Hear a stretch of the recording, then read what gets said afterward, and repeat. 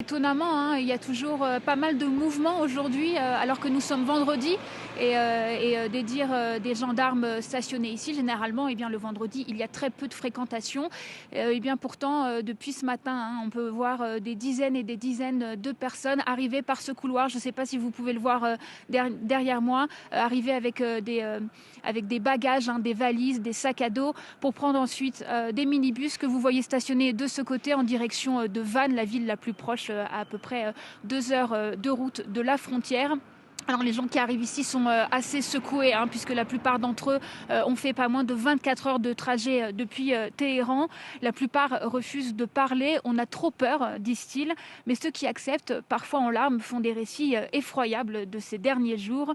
Un homme qui a assisté aux manifestations m'a raconté avoir vu plusieurs dizaines de personnes tomber sous les balles de la police, et puis d'autres attaqués par les Bassihi. Ce sont ces hommes de main du régime iranien qui, euh, qui opèrent souvent en civil et qui font, si je peux le dire, le sale boulot. J'ai parlé aussi avec une femme qui m'expliquait que pour elle, cette fois, c'était différent.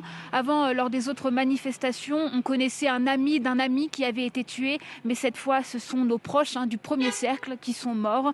Elle regrette le manque de soutien de la communauté internationale. Nous sommes dans le noir face au régime et personne ne vient nous aider. On ne peut pas compter ni sur Trump, ni sur Reza Pahlavi, ni sur la communauté internationale, déplore-t-elle.